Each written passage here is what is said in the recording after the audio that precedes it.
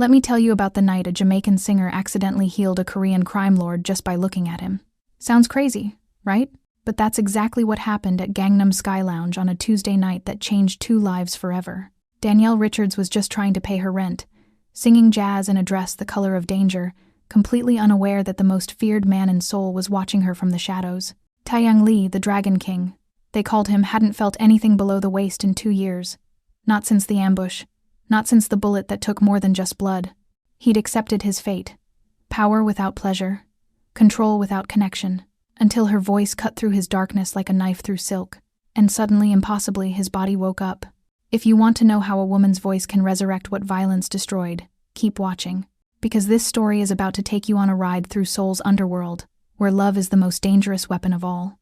Before we dive into this intense love story, do me a favor, hit that subscribe button, and drop a comment telling me where you're watching from. Let's get into it. The neon lights of Gangnam Sky Lounge bled crimson and electric blue across the stage, casting shadows that writhed like living things against the walls. The bass thrummed through the floor, a heartbeat for a room full of Seoul's elite and dangerous. Smoke curled through the air, thick with expensive perfume and the sharp bite of imported whiskey. Danielle Richards stepped into the spotlight, and the room held its breath. Her crimson dress hugged every curve like a second skin, the fabric shimmering under the stage lights as she moved toward the microphone. The color was bold, defiant, aflame in a room full of shadows. Her natural curls were pulled back, revealing the elegant line of her neck, the warm brown of her skin glowing against the deep red. She looked like fire made flesh. When she opened her mouth, her voice poured out sultry, aching, full of a pain she'd carried across oceans. The jazz melody wrapped around her words, and she sang of heartbreak and hope, of running and finding, of losing yourself and being found. Her Jamaican accent colored the Korean lyrics with something exotic, something that made every man in the room lean forward. But Danielle wasn't singing for them. She was singing to survive. 3 months in Seoul, working nights to pay rent on a shoebox apartment in Itaewon, sending money home to Kingston, chasing a dream that felt further away with each passing day. The stage lights were hot against her skin, making sweat bead at her temples, but she never faltered. Her voice never cracked. This was what she did. She performed. She survived. She kept moving forward. In the VIP section, hidden behind tinted glass and shadows, Taeyang Lee sat like a statue carved from ice and violence. His black suit was tailored to perfection, the fabric expensive enough to buy a car, but it was the tattoos that drew the eye. They crawled up his neck like living art, a dragon's tail disappearing beneath his collar, scales rendered in exquisite detail, each one catching the dim light. More ink decorated his hands, Korean characters and symbols of power that marked him as someone you didn't approach unless summoned. His face was all sharp angles and hard lines, a scar cutting through his left eyebrow like a signature of violence. His dark eyes were empty, reflecting nothing, feeling nothing. He'd perfected that look over 2 years of pretending to be whole while dying inside. The whiskey in his glass was his 4th, or 5th. He'd stopped counting. It didn't matter, alcohol couldn't touch the numbness that had settled into his bones since the night the bomb went off. Since the night, he lost everything that made him a man. Then Danielle's voice hit him like a fist to the chest. It wasn't the melody or the lyrics. It was something deeper, the raw emotion, the refusal to break, the fire that burned in every note. He watched her move across the stage, watched the way she commanded the space with nothing but her presence and her voice, and something stirred in him, something he thought was dead. His fingers tightened on the glass, his jaw clenching as heat spread through his abdomen, sudden, shocking, impossible. His breath caught in his throat, his heart hammering against his ribs with a violence that made him dizzy. For 730 days, his body had been a corpse he dragged around. The doctors had been clear. Nerve damage, psychological trauma, permanent dysfunction. He'd accepted it, buried it under layers of ice and violence. But now, just watching this stranger sing, his body responded with devastating intensity. Blood rushed to places it hadn't gone in 2 years. His pulse pounded in his ears. His hands trembled, actually trembled, and he had to set the glass down before he shattered it. The sensation was overwhelming, terrifying, intoxicating. He felt alive for the first time since the explosion. And it was because of her. Danielle finished her set, the final note, hanging in the air like a prayer. The crowd erupted in applause, but she barely heard it. She was already moving off stage, her heels clicking against the floor, her mind already on the next set, the next bill to pay, the next day to survive. She didn't see the man in the VIP section stand up. his movements slow and deliberate, like a predator waking from hibernation. She didn't see him signal to his second-in-command, a sharp-faced man with cold eyes who materialized from the shadows. She didn't see the way Taeyoung's hands clenched at his sides, fighting for control, fighting against the need that was tearing through him like wildfire. "Find out everything about her," Taeyoung said quietly, his voice rough, barely controlled. His chest felt tight, constricted, like someone had wrapped steel bands around his ribs. "Everything." Han Ji-suk, his lieutenant, studied his boss with barely concealed concern. In 15 years of service, he'd never seen Taeyoung lose his composure. The Dragon King didn't feel. He didn't want. He commanded, and the world obeyed. But now, Ji-suk could see the tension in Taeyoung's shoulders, the way his jaw worked, the slight tremor in his hands before he shoved them into his pockets. "Boss," Ji-suk said carefully, "are you certain this is wise? She's a civilian, clean, no connections to our world." "Good," Taeyoung said, his eyes still fixed on the door where Danielle had disappeared. "Keep it that way." But even as he said it, he knew it was a lie. He couldn't keep away from her. Not now. Not when she'd done the impossible, made him feel like a man again. Taeyoung just felt something he thought was gone forever. But is this attraction or obsession? Drop a comment with your prediction. Will Danielle run or stay? And don't forget to subscribe so you don't miss what happens when these two finally meet face to face. 3 weeks later, Danielle would learn his name. 3 weeks of roses delivered to her dressing room with no card. 3 weeks of feeling eyes on her back every time she walked home. 3 weeks of telling herself she was imagining things, that Seoul was just making her paranoid. But she wasn't imagining anything. Taeyoung Lee had become a ghost, haunting her life from the shadows. Every night, he sat in his black sedan under the orange glow of streetlights, watching her arrive for work in the pearl light of dawn, watching her leave exhausted under the violet shadows of dusk. Each time he saw her, his body responded with that same shocking intensity, proof that he wasn't as broken as the doctors had claimed. His men thought he was losing his mind. Maybe he was. But to understand why a man like Taeyoung Lee would risk everything for a woman he'd never spoken to, you need to understand what he lost. You need to go back to the night that killed the man he used to be, the night 2 years ago when the Dragon King died, and only a shell remained. 6 months earlier, the fluorescent lights of Seoul Central Hospital buzzed like dying insects, casting everything in a sickly green glow that made even the living look half dead. Danielle Richards Leah, to her mother, Danny to her friends back in Kingston, stood in the doorway of room 304, her hands still raw from scrubbing floors on the oncology ward. Her mother lay motionless in the bed, tubes snaking from her arms, machines beeping a rhythm that had become Danielle's nightmare soundtrack. Grace Richards had been unconscious for 3 weeks now. Stroke, the doctors said. Severe. The prognosis was uncertain, which was medical speak for, prepare yourself. But Danielle wasn't prepared. She'd never be prepared. "Miss Richards?" A nurse appeared beside her, clipboard in hand, sympathy in her eyes that Danielle had learned to hate. Sympathy didn't pay bills. "The billing department needs to speak with you. It's urgent." Urgent. That word had lost all meaning. Everything was urgent now, the rent, the hospital fees, the medication costs that climbed higher every week like a mountain she'd never summit. In the billing office, a woman with perfect makeup and a practiced smile delivered the news with clinical efficiency. "We understand this is difficult, but without payment by the end of the month, we'll have to transfer your mother to a public facility. The care there is adequate, but how much?" Danielle's voice came out flat, dead. She was too tired for emotion. The number made her stomach drop. It might as well have been $1 million. She was already working 16-hour days, morning shifts at the cafe in Itaewon where tourists complained about the coffee, night shifts here at the hospital where she mopped up other people's suffering. She sent every spare one to this room, to these machines, to keep her mother breathing. It wasn't enough. It would never be enough. "You look like death, girl." Soo-jin, her co-worker from the hospital, cornered her in the staff locker room that night. "When's the last time you slept?" "I'll sleep when I'm dead." Danielle pulled off her cleaning gloves, her hands trembling with exhaustion. "Or you could make some real money." Soo-jin glanced around, then lowered her voice. "I've got a gig tomorrow night. Private event, high-end. They need servers, pretty faces. Keep your mouth shut. Don't ask questions. 8 hours, and you walk away with more than you make here in 2 weeks." Danielle's instincts screamed warning. "What kind of event?" "The kind where rich people throw money around and don't care who picks it up." Soo-jin shrugged. "Look, I've done it before. You serve drinks, you smile, you leave. That's it, you in or not. Danielle thought of her mother's machines, the beeping that would stop if she couldn't pay. She thought of the public facility, the adequate care that was code for, "We'll let her die slowly." "I'm in." The address Sujin gave her led to a mansion in Hanam-dong, the kind of neighborhood where Danielle didn't belong, where her second-hand dress and borrowed heels marked her as hired help before she even opened her mouth. The estate sprawled behind high walls and security gates, all modern glass and steel that gleamed under strategically placed lights. Inside, crystal chandeliers dripped light like liquid diamonds.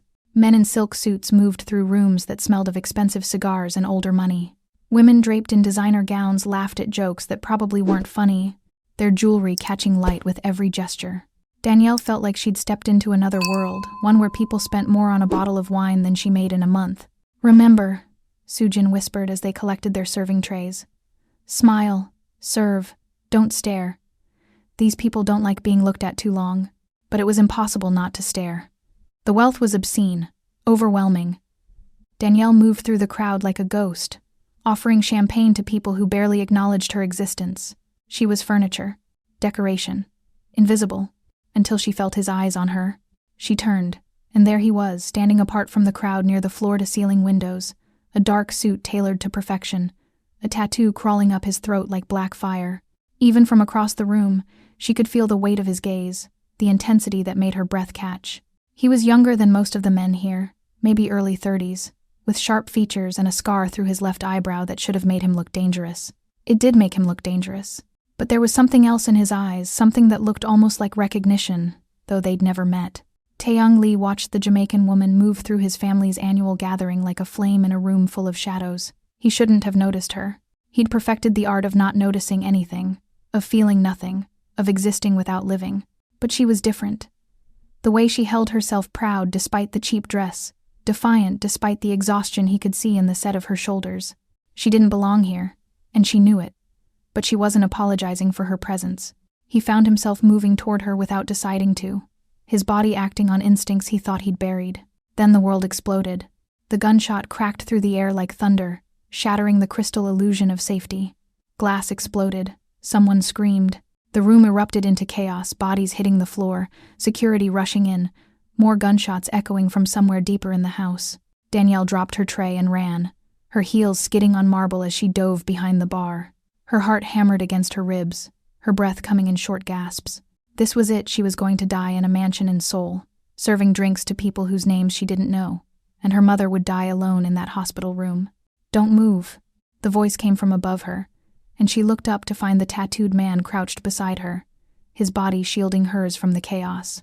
Up close, he was even more devastating, dark eyes that saw everything, a jaw clenched with tension, the dragon tattoo seeming to pulse with his heartbeat. "What's happening?" she whispered, her voice shaking. "Rival family. They're making a statement." His voice was calm, controlled, like gunfire was just another Tuesday. "Stay down. My men will handle it." His men. The words registered slowly. This wasn't just a guess, this was someone important, someone dangerous. The shooting stopped as suddenly as it started, replaced by shouting in Korean too fast for her to follow. Taeyong stood, pulling her up with him, his hand warm and strong around her wrist.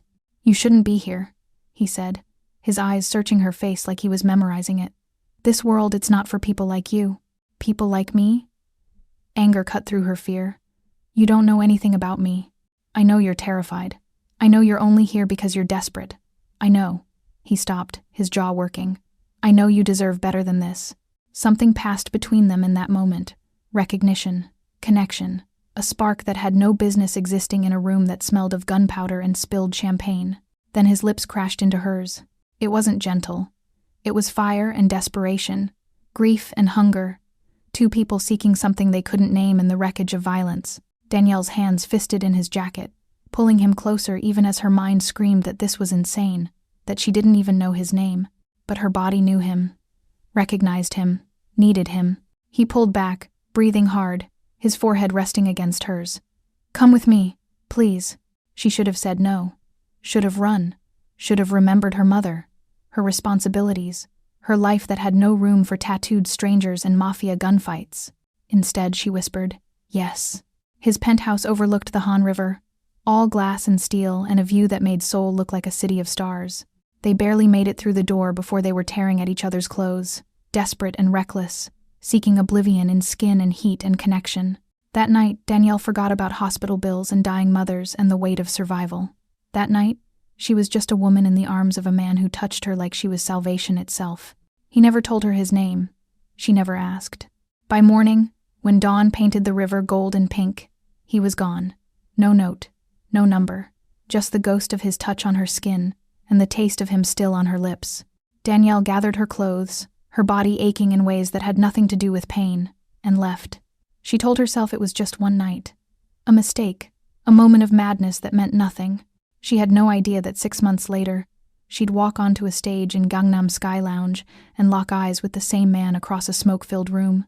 She had no idea that the Dragon King had been searching for her ever since that night, haunted by a woman whose name he didn't know but whose touch had made him feel alive for the first time in years. She had no idea that their story was just beginning, transition back to present.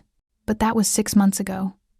Now, standing in her dressing room at the Sky Lounge, staring at another bouquet of red roses with no card, Danielle felt the past creeping up on her like a shadow she couldn't outrun. She didn't know his name. Didn't know his face would be waiting in the VIP section tonight. Didn't know that the man she'd spent one desperate night with was about to walk back into her life, and this time, he wasn't letting her disappear. The dressing room smelled of stale perfume and cigarette smoke that no amount of air freshener could mask. Danielle sat before the cracked mirror, wiping off her stage makeup with hands that wouldn't stop shaking. 3 weeks of roses. 3 weeks of feeling watched. 3 weeks of telling herself she was paranoid. The door burst open without warning. Mr. Kang, the club manager, filled the doorway, a short man with a beer gut and nervous eyes that darted around like trapped birds. He was sweating despite the air conditioning, his shirt collar dark with moisture. "Miss Richards, we need to talk." Danielle set down her makeup wipe slowly. "If this is about my set list, it's about the man in VIP Section 3.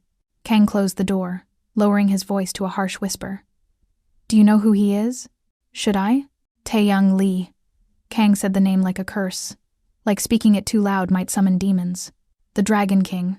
He runs half of Seoul's underground gambling, protection, imports that don't go through customs. People who cross him disappear. Danielle's stomach dropped, but she kept her face neutral. "And he's been coming to my shows, every night for 3 weeks, sitting in the same spot, watching you like..." Kang wiped his forehead. "Look, I don't know what you did to catch his attention, but you need to be careful.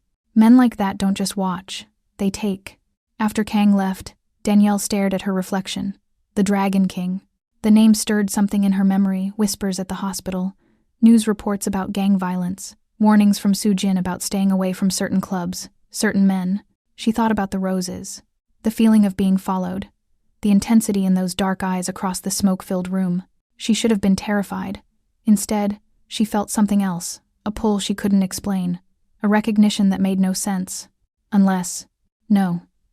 The man from that night 6 months ago had been dangerous, yes, but he'd also been vulnerable, desperate, human.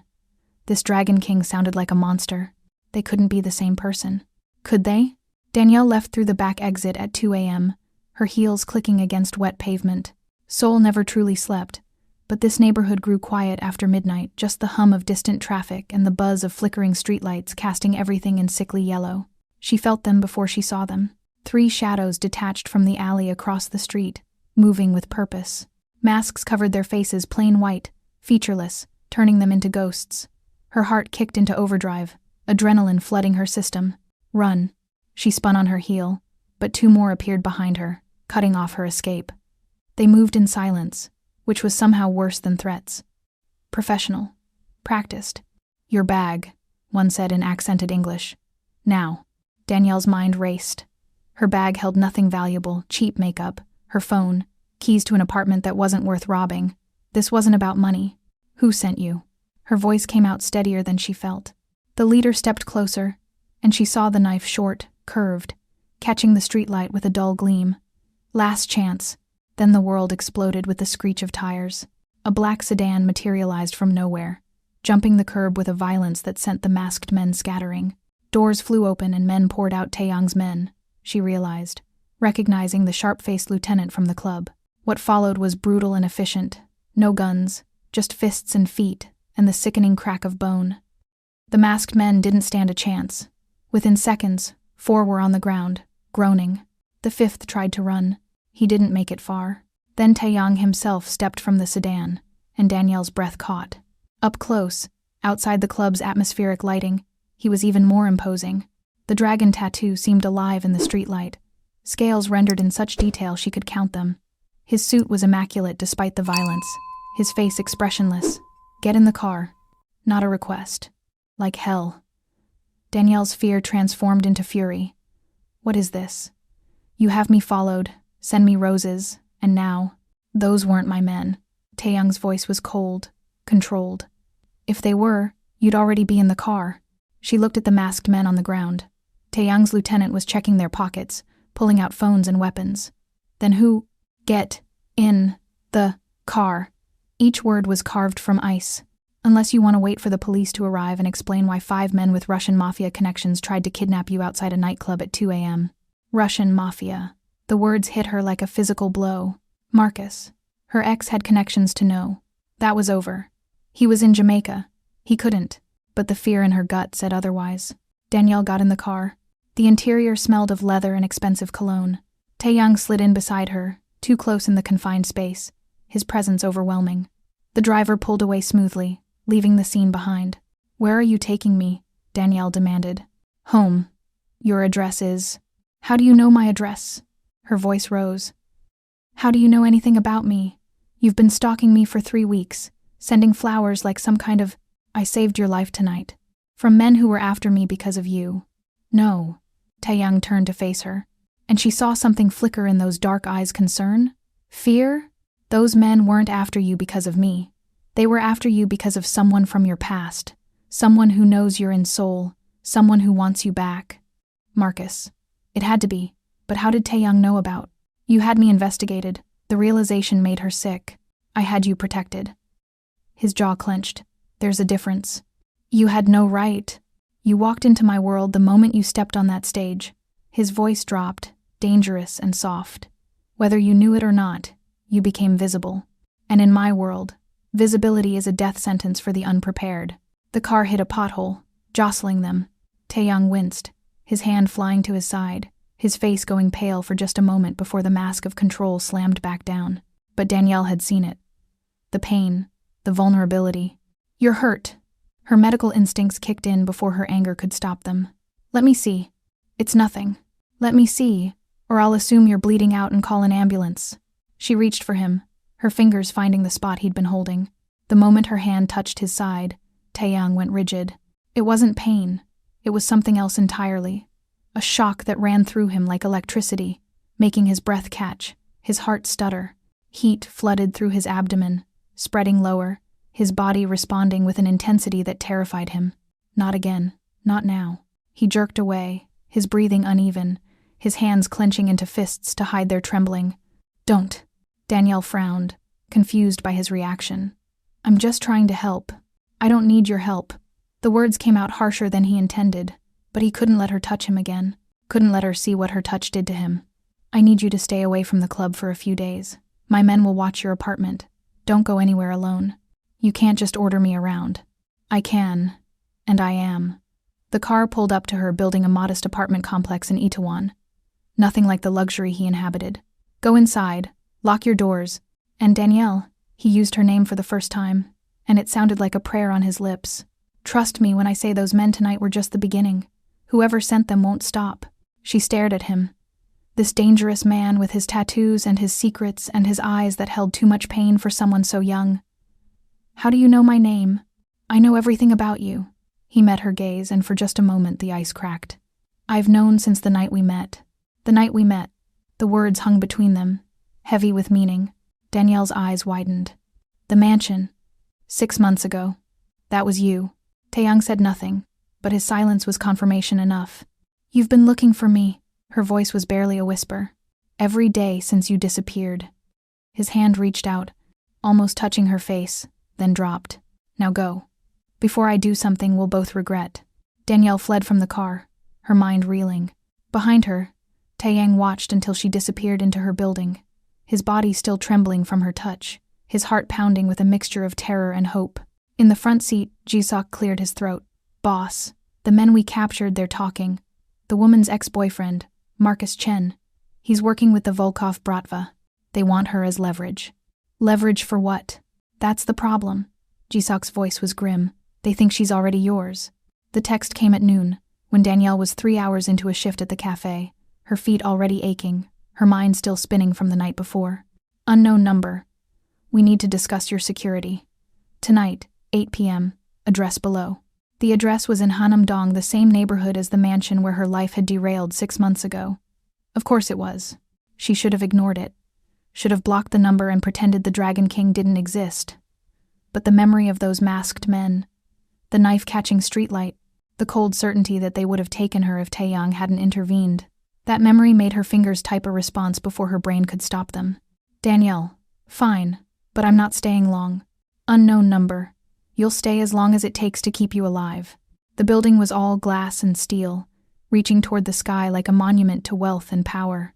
The lobby was marble and minimalism, the kind of space designed to make ordinary people feel small. The doorman took one look at her name and ushered her to a private elevator that required a keycard to operate. The ride up was silent except for the whisper of expensive machinery. Danielle watched the city drop away through the glass walls, Seoul spreading out below her in a carpet of lights. By the time the elevator stopped on the top floor, her heart was hammering for reasons that had nothing to do with height. The doors opened directly into the penthouse. Taeyang stood by the floor-to-ceiling windows, backlit by the city, a glass of whiskey in his hand. He'd shed the suit jacket, his white shirt rolled to the elbows, revealing more of the tattoos that covered his forearms, intricate patterns of dragons and phoenixes locked in eternal combat.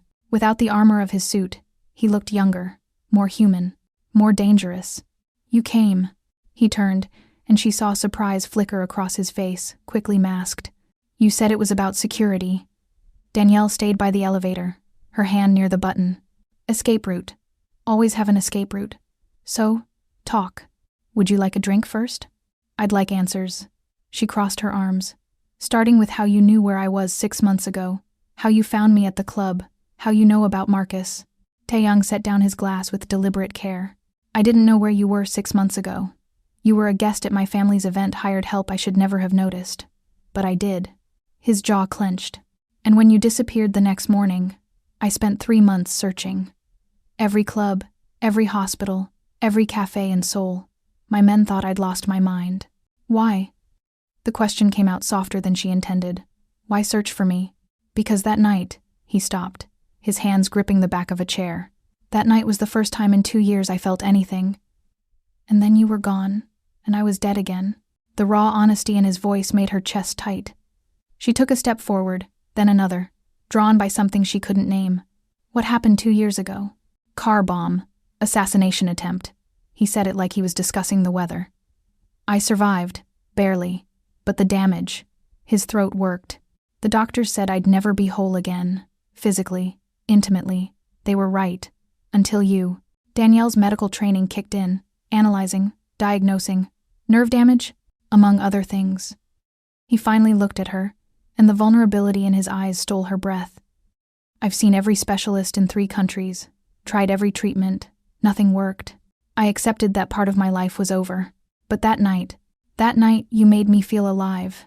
He moved toward her slowly, like approaching a wild animal. And last night, in the car, when you touched me, it happened again. I need to know if it's real, if you're real, or if I'm losing my mind. Taeyang. His name felt strange on her tongue, intimate. Please. The word was barely a whisper. Just let me see if it happens again. She should have said no. Should have run back to that elevator and never looked back. But the healer in her, the part that couldn't ignore suffering, that part made her nod. You said you were hurt. Let me see. He unbuttoned his shirt with steady fingers, revealing a torso mapped with scars, old wounds that told stories of violence his lips never would. But it was the fresh bruise blooming across his ribs that made her wince, purple and angry against his skin. From last night? She stepped closer, her fingers hovering over the injury. One of them got a hit in before my men intervened. He watched her face, not the bruise. It's nothing. It's cracked, maybe fractured. Her fingers touched his skin, gentle and clinical, probing the edges of the bruise. Taeyang's breath caught. It hit him like lightning, that same electric shock, that rush of heat flooding through his abdomen and lower. Blood rushing to places it hadn't gone in 2 years. His heart hammered against his ribs, his hands clenching at his sides, every nerve ending suddenly, impossibly alive. Danielle hummed softly under her breath as she examined him, a habit she'd picked up in medical training, something to calm nervous patients. She didn't notice the way his breathing changed, the way his pupils dilated, the way his entire body went rigid with sensation. Her hand moved from his ribs to his chest, checking for other injuries, and that simple touch shattered him. He jerked back, breathless, his chest heaving. "What did you do to me?" She frowned, confused. "I touched you, that's all." "No." He shook his head, his hands trembling, actually trembling. "It's not, you don't understand. For 2 years, I've been numb, dead, and you..." He gestured helplessly. "You just touch me, and everything wakes up." "How?" Understanding dawned in her eyes, followed by something that looked like compassion. "Taeyang, trauma isn't just physical. Sometimes the body shuts down as a protection mechanism. And sometimes," she hesitated, "sometimes it takes the right person to wake it up again." "The right person?" He laughed, but it sounded broken. "I don't even know you." "You knew me enough 6 months ago." She took a step toward him, drawn by the pain radiating off him in waves. "What happened that night? Why were you at that party?" "It was my family's event. The Yu clan, that's my mother's family. I was there, out of obligation." His voice dropped. "And then I saw you, and for the first time since the bombing, I wanted something. Wanted someone.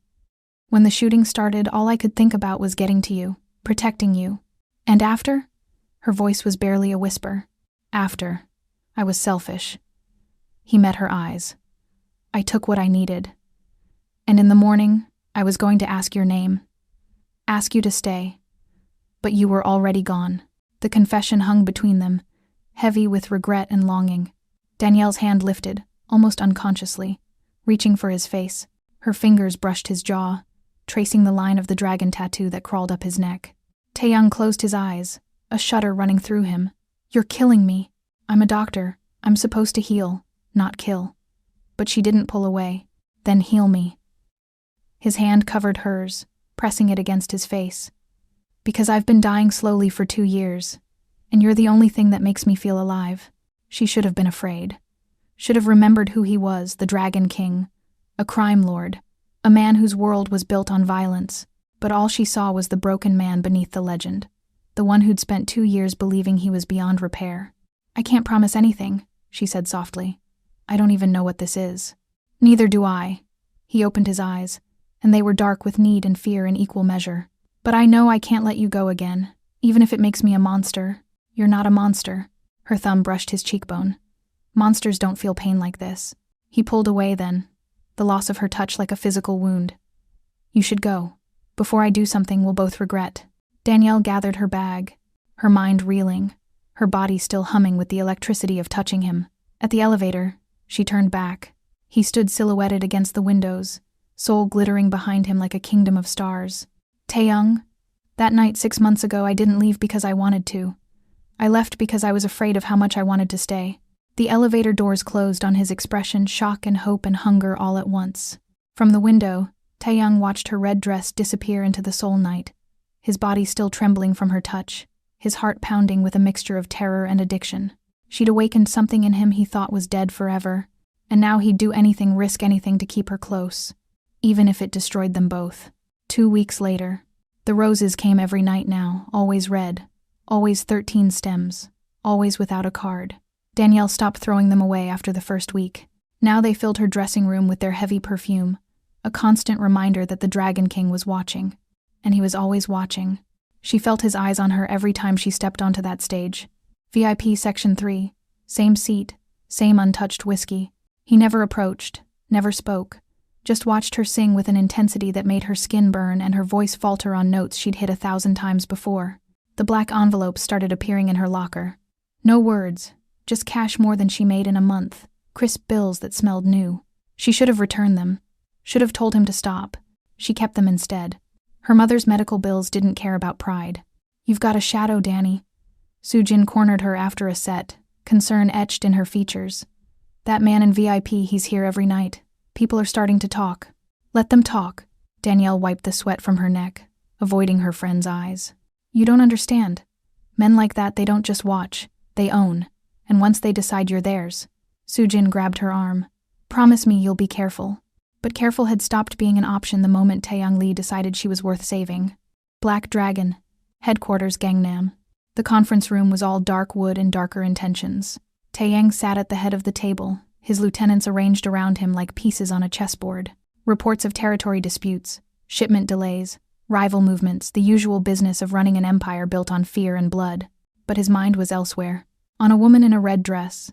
On the way her voice wrapped around him like silk. On the memory of her touch and the impossible sensation of feeling alive again. Boss. Han Ji-seok's voice cut through his thoughts, sharp with warning. Are you listening? Taeyang's eyes snapped to his second-in-command.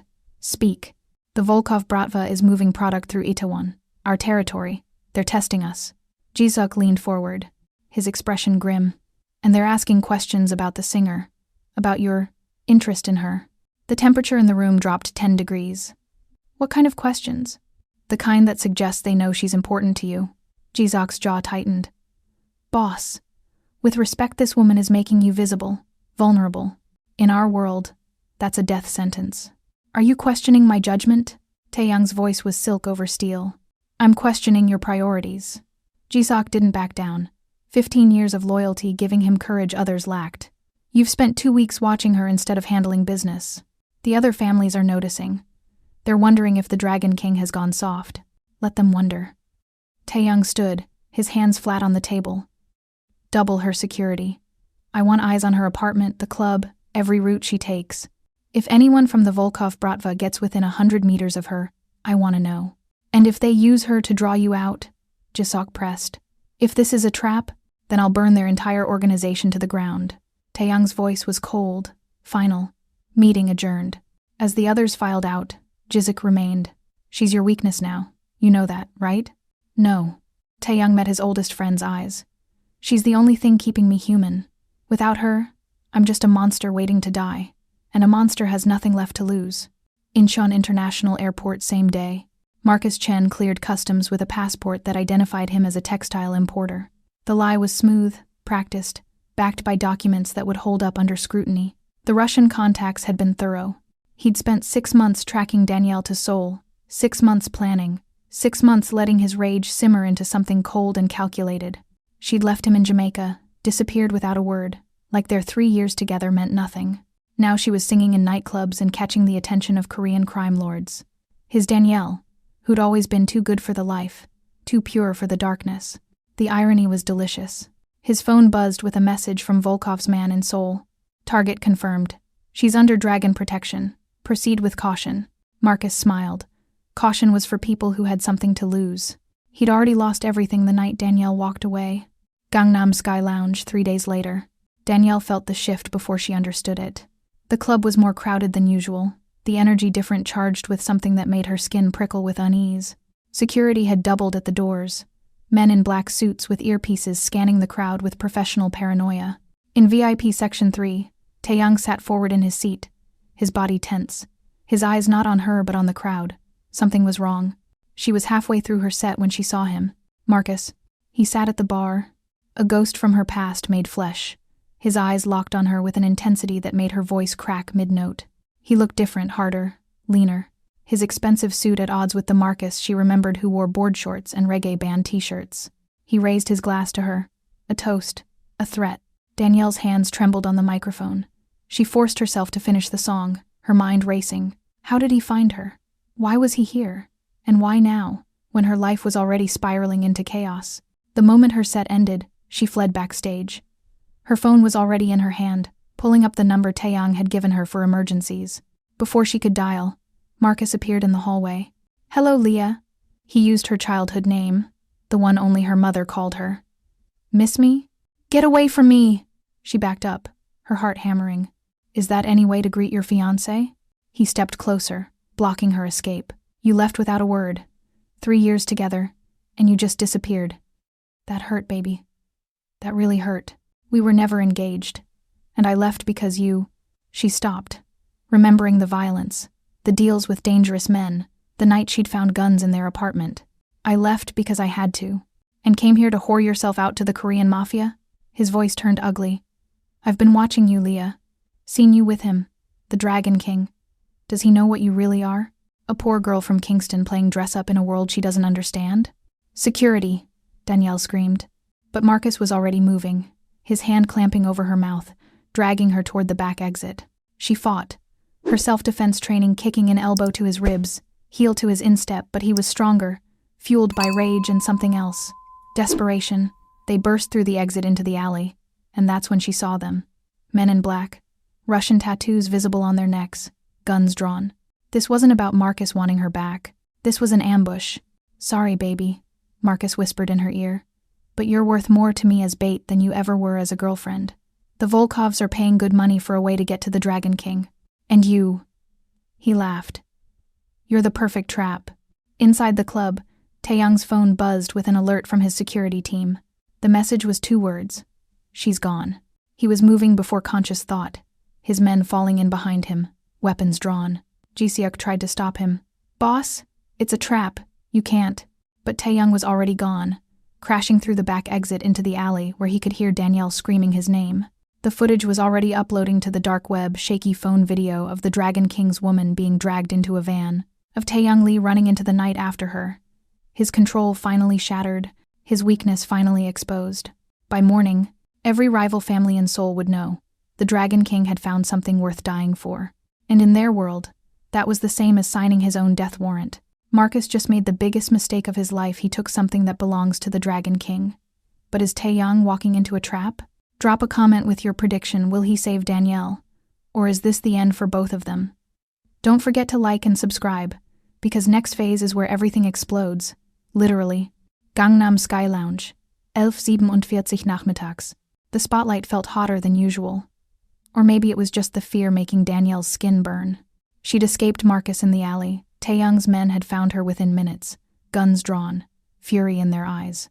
They'd brought her back to the club, back to the stage, insisting everything was under control. But nothing felt controlled.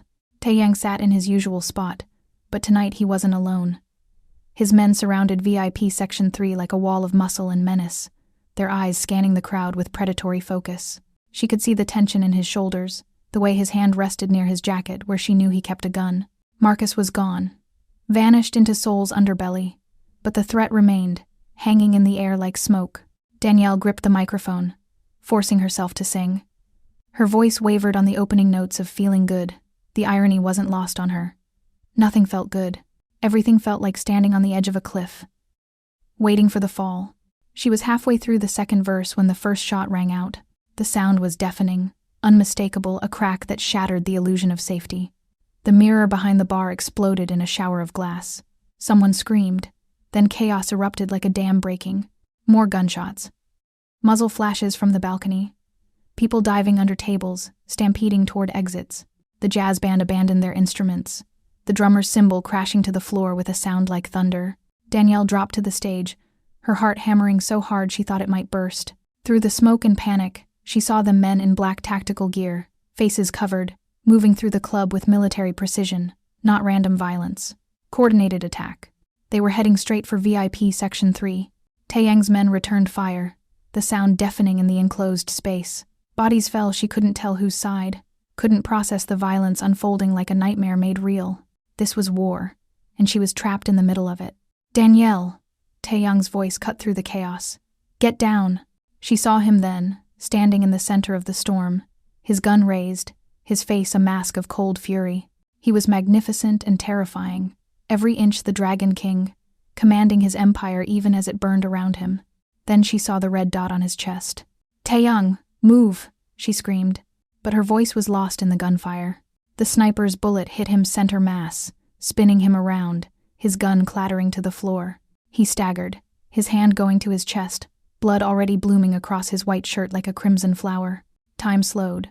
Danielle watched him fall, watched his men rush to shield him, watched the life start to drain from his eyes. And something inside her, something buried under 3 months of medical training she'd abandoned when her mother got sick, roared to life. She was moving before thought, crawling across the stage, dropping to the floor, running through the chaos toward the man who'd become her obsession, her salvation, her doom. Get back! Ji-seok tried to block her, his gun raised, his face splattered with blood that wasn't his. I'm a nurse.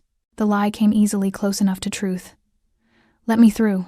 Taeyong lay on the floor, his men forming a protective circle around him, their bodies shields against the continuing gunfire. His eyes were open but unfocused, his breathing shallow and rapid. Shock. He was going into shock.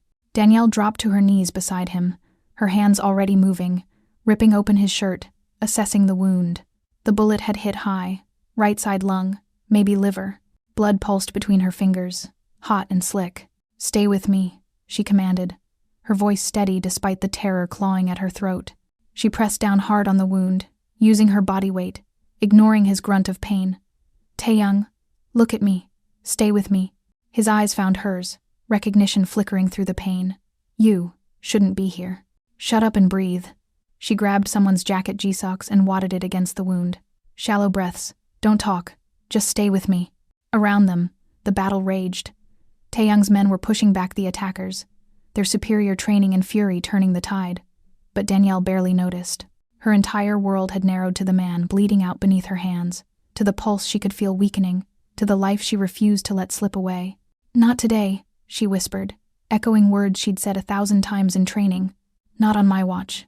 Through the haze of pain, Taeyoung stared at her, the way her hands moved with practiced efficiency, the way she barked orders at his men. "Call an ambulance.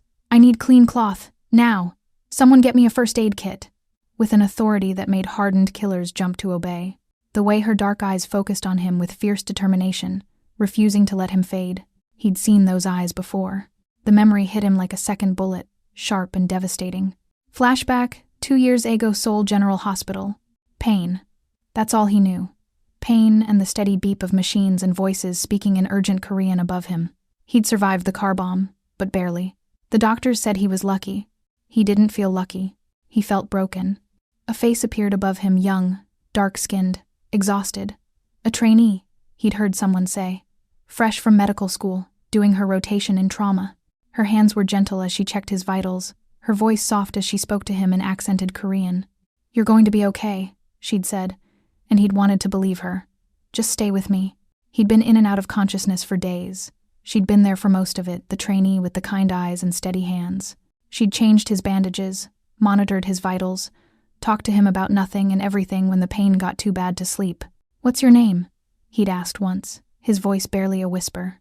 "Leah," she'd said, smiling. "But everyone here calls me Danielle." He'd forgotten her face in the months that followed the surgeries, the rehabilitation, the slow realization that he'd never be whole again. But his body remembered. His body had known her touch, had responded to her presence even when his mind couldn't place why. "Present, it was you." His voice was barely audible over the chaos. 2 years ago, the hospital, you were there. Danielle's hands never stopped moving, never stopped applying pressure, but her eyes widened. "You remember?" My body remembered. He coughed, tasting copper. "Even when I didn't. That's why when you touched me, don't talk." Tears streamed down her face, mixing with his blood on her hands. "Save your strength. If I die, you're not dying." Her voice cracked with fury and fear. "I didn't save you 2 years ago just to lose you now. So shut up and let me work." The ambulance sirens wailed in the distance, growing closer. Taeyoung's men had secured the club, the attackers either dead or fled. Jisuk knelt beside them, his face grim. "Boss, we need to move you. It's not safe." "She stays with me." Taeyoung's hand found Danielle's, his grip weak but insistent. "Wherever I go, she goes." "Taeyoung," Danielle started. "Promise me." His eyes locked on hers, desperate and demanding. "Promise you won't leave." She should have said no. Should have run while she still could, back to her simple life of singing and surviving. But looking at him, this dangerous, broken man who'd somehow become her entire world, she couldn't lie. "I promise," she whispered. "I'm not going anywhere." The paramedics burst through the doors, and chaos erupted again, orders shouted. Equipment deployed. Taeyoung being lifted onto a stretcher. Danielle climbed into the ambulance with him, her hands still pressed to his wound, her promise binding her to him more surely than any chain. As the ambulance screamed through Seoul's neon-lit streets, Taeyoung's eyes never left her face. The woman who'd saved him twice, the woman who'd awakened his dead body with nothing but her touch, the woman who'd just promised to stay, even knowing what he was, what his world would demand of her. Through the pain and the fear and the blood, he felt something he hadn't felt in 2 years. Hope. And in the shadows of Seoul, Marcus Chen watched the ambulance disappear, his phone in his hand. the footage of the attack already uploaded to the Volkov Bratva's secure server. Phase 1 complete. The Dragon King was wounded, vulnerable, and completely obsessed with the woman who'd just saved his life. Now came Phase 2, taking everything Taeyang Lee loved and burning it to ash. Private medical facility Gangnam 3 days later. The room smelled of antiseptic and expensive flowers arrangements sent by allies and enemies alike, each bouquet a political statement wrapped in cellophane. Taeyang lay propped against pillows, his chest wrapped in bandages, his face pale but alive. Danielle sat in the chair beside his bed, her hand in his, her presence the only medicine that seemed to matter. "You should go home," he said for the 3rd time that day. "Get some rest, shower, sleep in an actual bed. I'm fine here." She squeezed his hand, her thumb tracing circles on his palm. "Besides, you're a terrible patient. Someone needs to make sure you don't try to run your empire from a hospital bed." Too late. He gestured to the laptop on the side table. The burner phones, the stack of reports Jizok had brought that morning. "The empire doesn't stop because I got shot. It should." Her voice was soft but firm. "You almost died, Taeyang. But I didn't." His eyes found hers, dark and intense. "Because of you, again." The weight of those words hung between them. 2 years ago, she'd saved him without knowing who he was. 3 days ago, she'd saved him knowing exactly who he was and stayed anyway. "Why did you leave medical school?" he asked suddenly.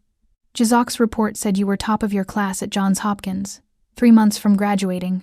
Then you just stopped." Danielle's hand stiffened in his. "My mother had a stroke. Someone had to take care of her, pay the bills. Medical school doesn't pause for family emergencies. You gave up your dream. I chose my family." She met his eyes, defiant. Some things matter more than dreams. Taeyang studied her, this woman who'd sacrificed everything for love, who'd crossed oceans and abandoned her future to care for someone who couldn't even thank her. The opposite of everything he'd become. "I was engaged once," he said quietly, "before the bombing. She was beautiful, connected to the right families, perfect on paper." His jaw clenched. "After the accident, after the doctors told me what I'd lost, she visited me once, looked at me like I was broken, defective. She left that same day, married my cousin 6 months later." Danielle's fingers tightened on his. "She was a fool. She was practical." His voice was bitter. "What use is a man who can't?" He stopped, the shame still raw even after 2 years.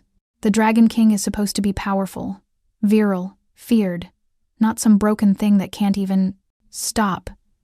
Danielle moved from the chair to the edge of his bed, her hand cupping his face. "You are not broken. You survived something that should have killed you. You built an empire. You protected me when you had no reason to. That's not weakness, Taeyang. That's strength. But I can't." The words stuck in his throat. "Can't what? Feel?" She leaned closer, her breath warm against his lips. "Because your body seems to respond just fine when I touch you." As if to prove her point, she pressed her palm against his chest, just above the bandages. His heart hammered beneath her hand, his breath catching, heat flooding through him despite the pain medication, despite the wound, despite 2 years of doctors saying it was impossible. "You see?" she whispered. "Not broken, just waiting for the right person." He pulled her down, his lips finding hers with a desperation that had nothing to do with desire and everything to do with need. She kissed him back, gentle and fierce, her hands careful of his injuries but her mouth promising everything he'd thought he'd lost. When they finally broke apart, both breathing hard, Taeyang rested his forehead against hers. "I don't deserve you. Probably not." She smiled against his lips. "But you're stuck with me anyway." Outside the hospital room, Han Ji-seok stood in the hallway, watching through the window as his boss, the man he'd served for 15 years, kissed the woman who'd destroyed everything. Rage burned in his chest, cold and calculated. He'd built the Black Dragon clan alongside Taeyang, had bled for it, killed for it, sacrificed everything for it. And now, because of some Jamaican singer, it was all falling apart. The other families were circling, sensing weakness. The Volkov Bratva was pushing into their territory. Shipments were being delayed, deals falling through, all because the Dragon King was too busy playing house with a woman who'd appeared out of nowhere.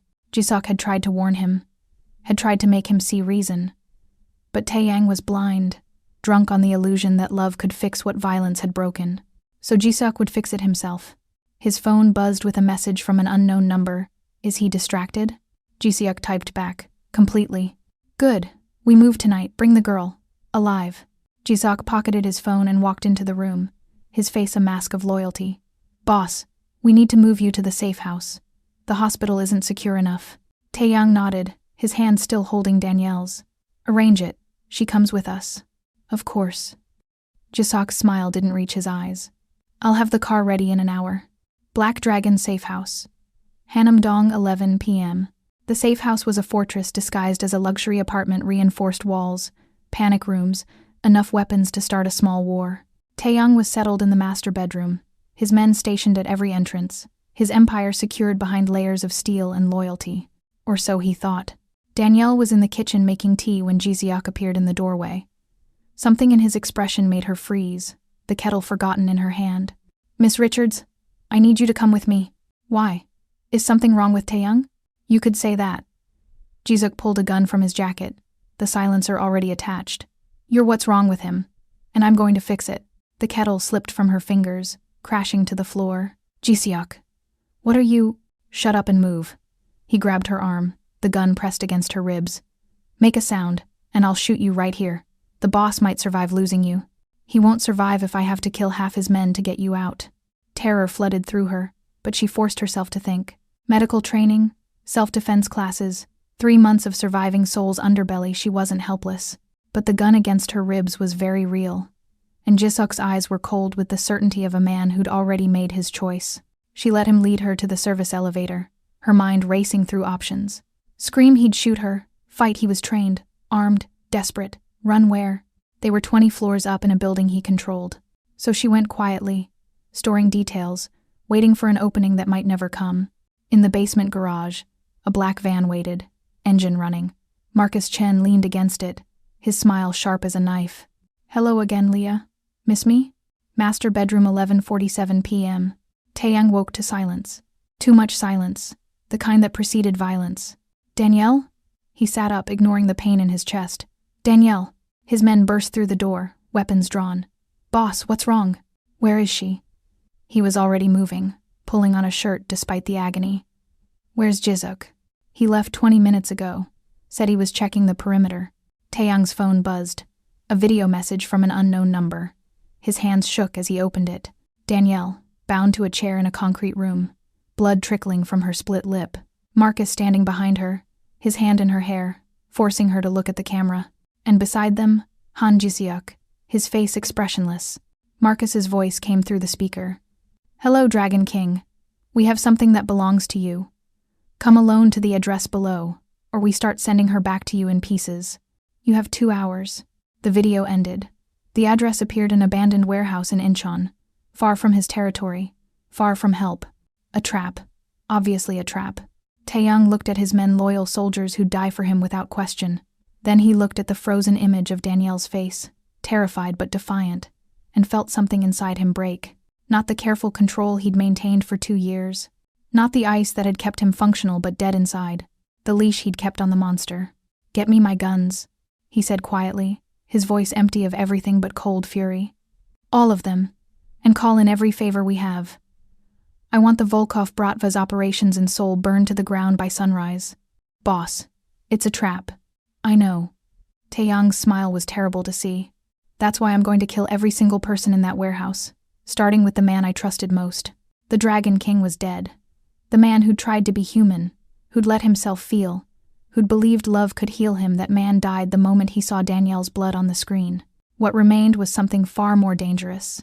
A monster with nothing left to lose, and a very specific list of people who needed to die. Abandoned warehouse, Incheon, 1:43 a.m. The warehouse stank of rust and river water, its broken windows offering glimpses of the Han River beyond black water, reflecting the distant lights of Seoul like scattered diamonds. Danielle's wrists burned where the zip ties cut into her skin, her shoulders screaming from being wrenched behind the chair. Marcus circled her like a predator, his expensive shoes clicking against concrete. You know what's funny? I actually loved you once. Thought we'd build something together back in Kingston. Then you ran, and I realized you were never strong enough for this life. This life? Danielle spat blood from her split lip. You mean being a coward who sells out the woman he claimed to love? His hand cracked across her face, snapping her head to the side. Careful, Leah. The Volkovs want you alive, but they didn't specify what condition. Across the warehouse, Ji-suk checked his watch, his face impassive. Russian soldiers, 8 of them, heavily armed, positioned themselves around the space. Barrels of accelerant lined the walls, the chemical smell sharp in the cold air. This wasn't just a trap, it was a funeral pyre. "He's not coming," Danielle said, forcing confidence into her voice. "Taeyang's smarter than you think. He'll send his army, and you'll all die here." "He's coming." Ji-suk spoke for the first time, his voice flat. "Because you made him weak. Made him believe he could be something other than what he is, a killer who built his empire on corpses. You gave him hope, Miss Richards, and hope is the most dangerous weakness of all." "You're wrong." Danielle met his eyes, seeing the jealousy and rage beneath the cold exterior. "You're not doing this for the clan. You're doing this because you can't stand that he chose me over you. 15 years of loyalty, and it still wasn't enough." Ji-suk's jaw clenched, his hand moving to his gun. "Shut up! He trusted you, loved you like a brother, and you sold him out because you couldn't handle being second place to someone who actually makes him happy." The gunshot was deafening in the enclosed space. The bullet whizzed past her ear, so close she felt the heat, and buried itself in the concrete behind her. "The next one goes in your knee," Ji-suk said coldly. "Keep talking." Then the warehouse doors exploded inward. Taeyang Lee walked through the smoke and shattered steel like a demon emerging from hell. His white shirt was already splattered with blood not his own. His men fanned out behind him, a tide of violence in expensive suits, their guns raised, their faces carved from stone. But it was Taeyang who commanded every eye. The dragon tattoo on his neck seemed alive in the flickering light, his dark eyes empty of everything but cold, calculated fury. This wasn't the man who'd kissed Danielle with desperate tenderness 3 hours ago. This was the Dragon King in his full, terrible glory. "Ji-suk." His voice cut through the chaos, soft as silk, sharp as a blade. "Step away from her." The Russians opened fire. Taeyang's men returned it, and the warehouse erupted into a war zone. Muzzle flashes lit the darkness like lightning. Bodies fell. Blood sprayed across concrete and rusted metal. Taeyang moved through it all like death incarnate, his gun barking twice, 2 Russians down, perfect headshots. He didn't take cover, didn't hesitate, just walked forward with the certainty of a man who'd already accepted he might die tonight and decided to take everyone with him. Marcus grabbed Danielle, using her as a shield, his gun pressed to her temple. "Stop! Stop, or I'll kill her!" Taeyang's gun swung toward them, his aim steady. "You'll die either way. Question is whether you want it quick or slow." "You won't risk her." Marcus's voice shook despite his bravado. "She's the only thing that makes you human. Without her, you're just a monster." Taeyang's smile was terrible. "You're right. So imagine what this monster will do to you if you hurt her." Ji-suk appeared from the shadows, his gun raised not at Taeyang, but at Danielle. "Boss, walk away. This doesn't have to end with both of you dead. Just leave her. Go back to being what you were, what we built together." "What we built?" Taeyang's voice cracked with something that might have been grief. "I trusted you. You were my brother. And you abandoned everything we built for her." Ji-suk's composure finally shattered. 15 years, Taeyang. 15 years I stood by you, bled for you, killed for you. And she shows up and suddenly I'm nothing? Suddenly the empire doesn't matter? Suddenly you're playing house with some singer who doesn't even belong in our world? You're right. Taeyang lowered his gun slowly. She doesn't belong in this world, which is why I was going to leave it. For her. The confession hung in the air like smoke. Danielle's eyes widened, tears cutting tracks through the blood and dirt on her face. You were going to... Ji-suk's gun wavered. You were going to abandon the clan? I was going to give you the empire, everything I built. Because she made me realize... Taeyang's voice dropped to a whisper. I've been dead for 2 years, and I'd rather live one day with her than rule forever as a corpse. Then you're a fool. Ji-suk's finger tightened on the trigger. And I'll save you from your own weakness. Everything happened at once. Ji-suk fired, but not at Danielle. At Marcus, the bullet catching him in the throat, his body crumpling, his gun clattering away. A mercy kill or a betrayal of the betrayal. Danielle would never know. Taeyang moved like lightning, closing the distance between them in 3 strides. His gun fell away, forgotten. This wasn't about bullets anymore. This was personal. His fist connected with Ji-suk's jaw, with a crack that echoed through the warehouse. They went down together, a tangle of violence and broken brotherhood. Taeyang's hands found Ji-suk's throat, squeezing, his face a mask of rage and grief. You took her, he growled. each word punctuated with pressure. You touched what was mine. You betrayed everything. Jizuk's hands scrabbled at Taeyang's wrists, his face turning purple. I saved you. From yourself. She saved me. Taeyang's voice broke. You just killed the only brother I had left. The light faded from Jisak's eyes. His hands fell away, and Taeyang held on for 3 more seconds, making sure, before finally letting go. He stood slowly, his hands shaking, covered in blood and ash. Around them, the warehouse was silent, the Russians dead, his men securing the perimeter. Smoke rose from barrels that had been hit by stray bullets, accelerant leaking, flames beginning to lick at the walls. Taeyang stumbled to Danielle, his knife cutting through her bonds with shaking hands. She fell into his arms, and he caught her, holding her like she was the only solid thing in a world that had just shattered. You came, she sobbed against his chest. You came for me. Always. His lips pressed to her hair, her forehead, her tear-stained cheeks. I'll always come for you. You woke the dead in me, Danielle. Made me feel again. Made me want to live again. His voice turned hard, cold. And I'll burn everything that tried to kill me. Everything that tried to take you away. Taeyang, the fire.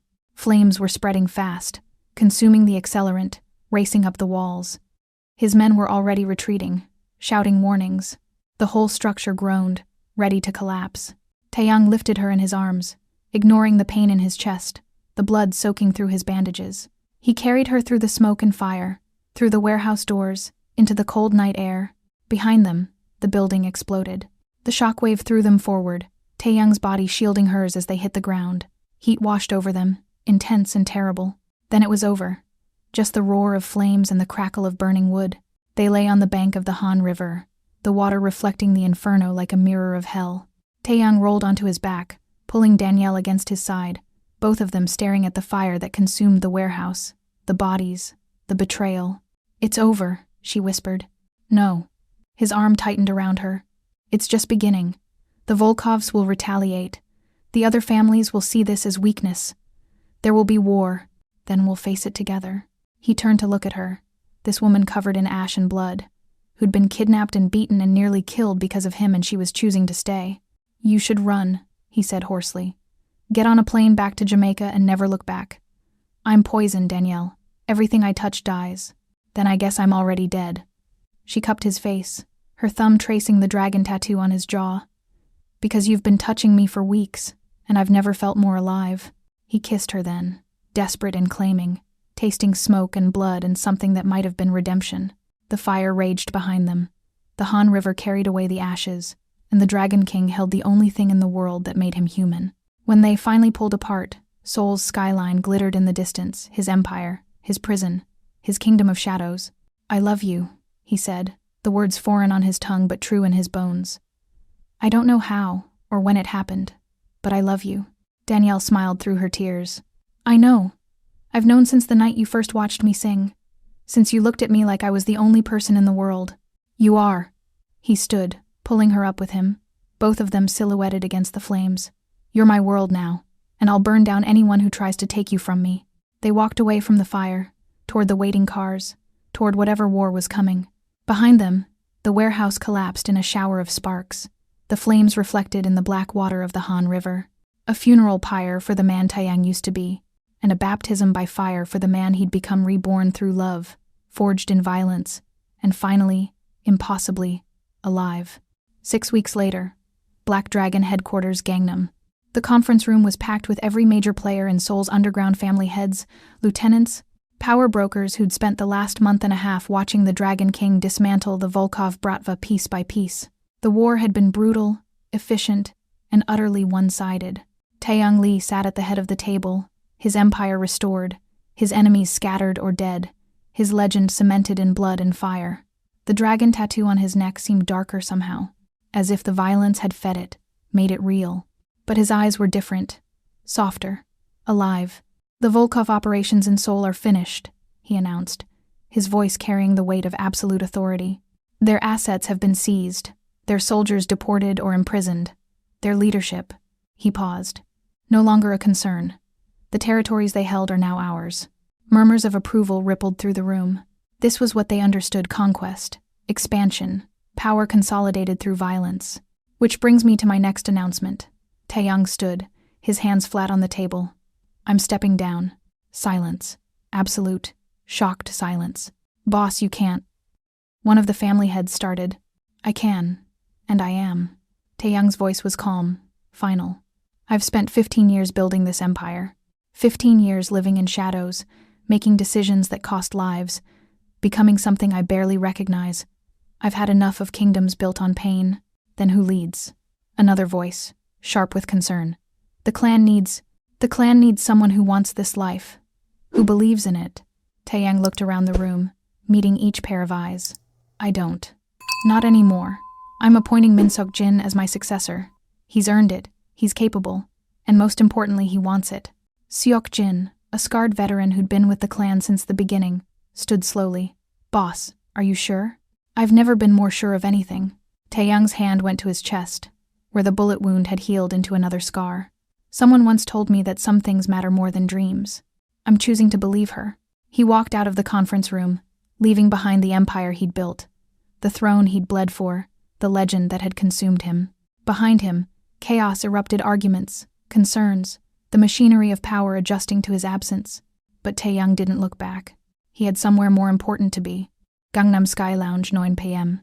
The club had been rebuilt in record time. New mirrors, new stage, new everything. But the atmosphere was the same.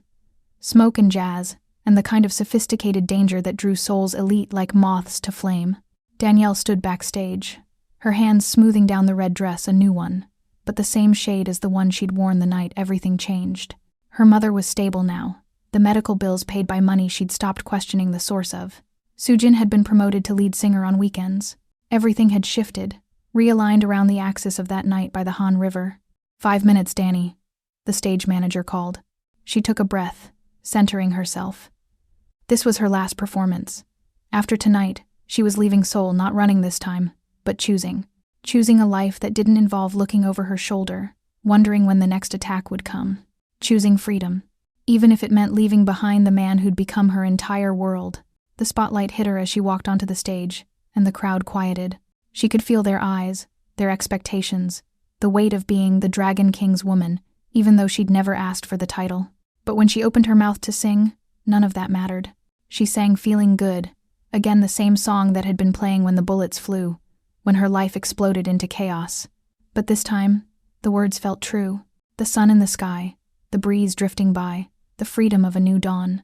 Her voice soared through the club, rich and powerful, carrying every emotion of the last 2 months, the fear, the love, the violence, the hope.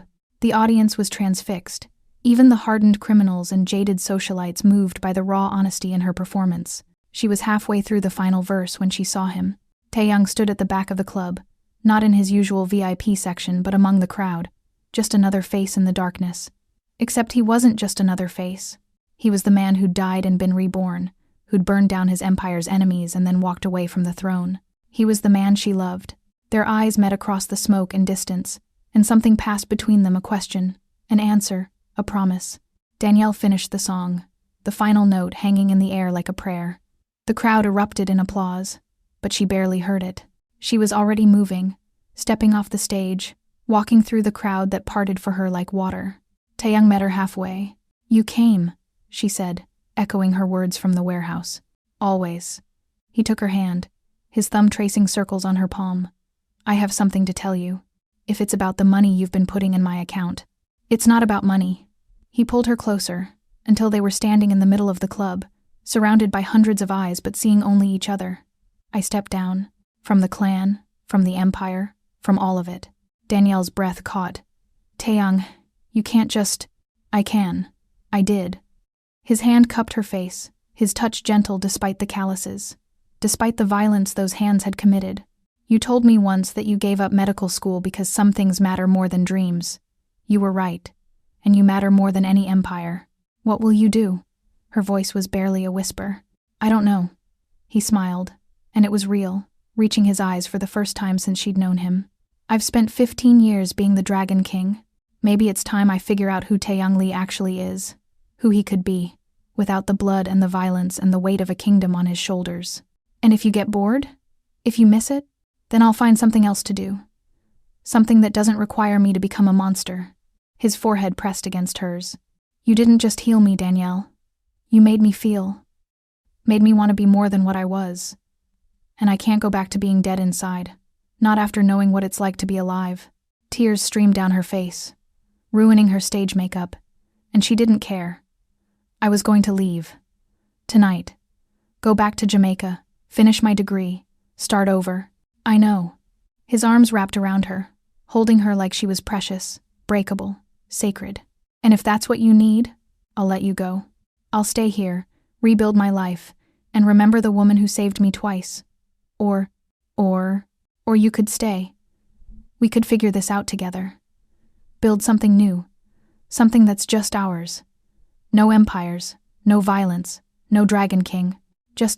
He pulled back to look at her, his eyes dark and vulnerable and full of hope. Just us. Danielle laughed through her tears. You're asking me to give up my plans, my future, everything I was going to do. I'm asking you to build a different future. With me. His hand found hers, their fingers intertwining. I can't promise it'll be easy. I can't promise my past won't follow us. But I can promise that I'll spend every day trying to be worthy of the second chance you gave me. She should have said no. Should have been practical, sensible, chosen the safe path back to everything she'd known before Soul, before the Dragon King, before love had complicated everything. Instead, she kissed him. The club erupted in cheers and applause, but they didn't hear it. They were lost in each other. In the promise of a future neither of them had planned, but both of them wanted desperately. When they finally broke apart, Taeyang whispered against her lips, "Is that a yes?" "That's a yes," she smiled, radiant and free. "But I have conditions. I'm finishing medical school. You're going to therapy, and we're getting a dog." He laughed, actually laughed, the sound rusty but genuine. "A dog? A big one. Something fluffy and ridiculous that has nothing to do with dragons or empires or anything remotely dangerous. Deal." He kissed her again, softer this time, sweeter. "Anything you want. Everything you want. It's yours." They walked out of the club hand in hand, leaving behind the stage, the spotlight, the legend of the Dragon King and his woman in red. Outside, Soul stretched before them, a city of lights and shadows, of possibilities and second chances. Behind them, the club's neon sign flickered and died, the old life ending. Ahead, the dawn was breaking over the Han River, painting the sky in shades of gold and pink. "Where do we go from here?" Danielle asked, leaning into his side. "I don't know." Taeyang looked down at her, this woman who'd resurrected him with nothing but her touch, her courage, her impossible stubborn love. But for the first time in 15 years, I'm not afraid of the answer. They disappeared into the soul morning, two shadows becoming one, proof that even in the darkest world, love could resurrect what death destroyed. The night he lost everything, the Dragon King died. His body survived, scarred, broken, numb to everything but pain. His empire thrived, built on fear and blood and the legend of a man who'd become more monster than human. But the man beneath the legend? He was gone, buried under 2 years of violence and shame and the slow realization that survival wasn't the same as living. Then she touched him. A woman in a red dress with healing hands and a voice that could resurrect the dead. She didn't know who he was, didn't care about his empire or his legend. She just saw a man who was hurting and decided to help. And when her fingers brushed his skin, something impossible happened, the dead man felt. It started as a spark, a rush of heat, a flutter of sensation in places that had been numb for so long he'd forgotten what feeling was like. Then it grew, spreading through him like wildfire, burning away the numbness, the shame, the certainty that he'd never be whole again. She made him feel, made him want, made him believe that maybe, just maybe, he could be more than the monster he'd become. So he burned down his empire, killed his enemies, walked away from the throne he'd bled to build, because kingdoms could be rebuilt. But the woman who'd given him back his humanity, she was irreplaceable. The Dragon King died the night he lost everything. But when she touched him, the man beneath the legend was reborn. And that's how a Jamaican singer brought the Dragon King to his knees, not with violence, but with love. What did you think of Taeyang and Danielle's story? Drop a comment below with your favorite moment. And if you want more stories about broken men finding redemption through love, hit that subscribe button, because everyone deserves a second chance at being human. Thanks for reading, and I'll see you in the next one.